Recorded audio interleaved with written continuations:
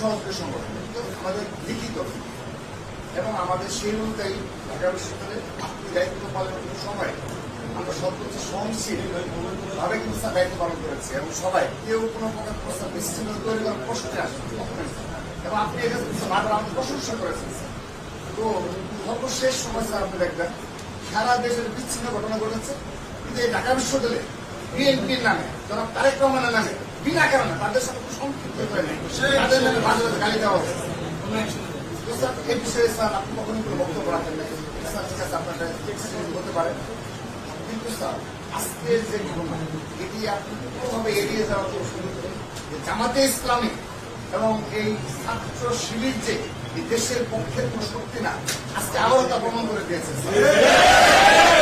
সাধারণ শিক্ষার্থীদের ভোট দিয়ে তারা নির্বাচন সম্পন্ন করবে, সেখানে তারা প্রতিটি গেটের সকাল থেকে তারা অবশ্যই অন্য কোনো ভিন্ন কোনো উদ্দেশ্য রয়েছে স্যার।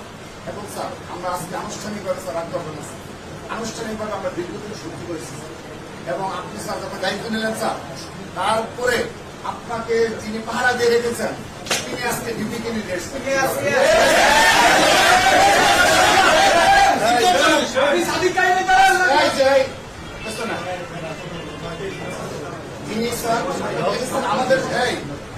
আমাদের বক্তব্য না স্যার, আপনার সোশ্যাল মিডিয়ায় সাধারণ শিক্ষার্থীরা এই সামনে নিয়ে এসেছে যে আপনি প্রথম বেশ কয়েকদিন যখন তার পরিচয় সম্পর্ক আমরা আমাদের অনেক ছিল, পরবর্তীতে যখন পরিচয় প্রকাশ হয়ে গেল সে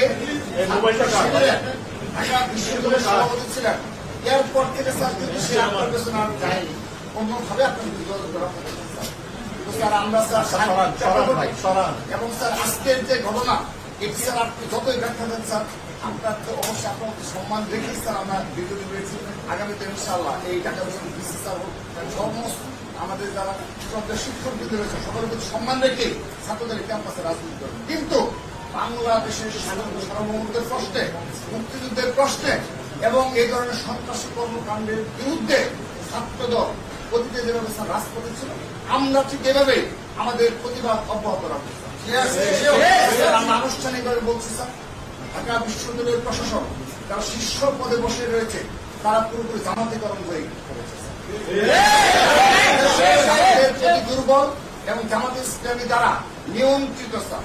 আমরা এটা স্পষ্টভাবে আজকে আমাদের ব্যবহার হয়ে গেলাম যে ঢাকা বিশ্ববিদ্যালয়ের প্রশাসনের শীর্ষ ব্যক্তিরা জামাতে ইসলাম দ্বারা নিয়ন্ত্রিত এবং তাদের সঙ্গে সরাসরি যোগসূত্র রয়েছে। আমরা ধিক্কার জানাই। আমরা সর্বশেষ স্যার একটা প্রমাণ দিয়ে কি বলছি সেটি হলো স্যার, আপনি সর্বশেষ এসএল ফরাদ এগেইনস্টে স্যার মামলা করা হয়েছে স্যার, সেখানে ঢাকা বিশ্ববিদ্যালয়ের 12 জন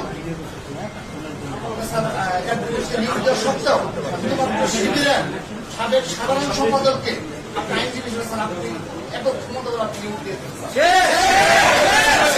তিনি মুখপাত্র হয়ে দাঁড়ালেন স্যার, মুখপাত্র ঢাকা বিশ্ববিদ্যালয়ের মুখপাত্র স্যার কখনো স্যার যারা মুক্তিযুদ্ধে বিশ্বাসী নয় এবং স্টিল নাও বিশ্বাসী নয় তারা কখনো স্যার ঢাকা বিশ্ববিদ্যালয়ের মুখপাত্র হতে পারে না স্যার। সেজন্য স্যার আমরা স্যার সেই শুরু থেকে আপনার নিয়োগ থেকে আজকের দিন পর্যন্ত আমরা সিদ্ধান্ত গ্রহণ হয়েছে স্যার, এটি পুরোপুরি স্যার জামাতিকরণের একটি প্রশাসন। আমরা এই প্রশাসনের বিরুদ্ধে যে কোনো ধরনের আমাদের আন্দোলন অব্যাহত রাখতে হবে। আমরা স্যার আজকে জামাত ইসলামদের সামান্যতম কোনো অনাকাঙ্ক্ষিত ঘটনা ঘটবে, এটি শুধুমাত্র জামাত ইসলাম এবং স্যার আপনাদের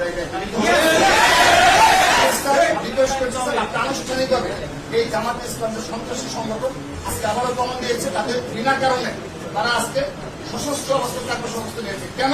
এর ব্যাখ্যা স্যার পুলিশ, গোয়েন্দা সংস্থা এবং আপনার জামাত ইসলাম নিতে হবে। এটা আমরা দাবি জানাই গেলাম স্যার, যদি জামাত ইসলামের কাছ থেকে আনুষ্ঠানিকভাবে তাদের কাছ থেকে বক্তব্য আমরা না পাই এবং কেন স্যার আপনাদের কাছে সরে না বলে এবং আইন শৃঙ্খলা রক্ষাকারী বাহিনী যথাযথ পদক্ষেপ গ্রহণ না করে আমরা পরবর্তী সিদ্ধান্ত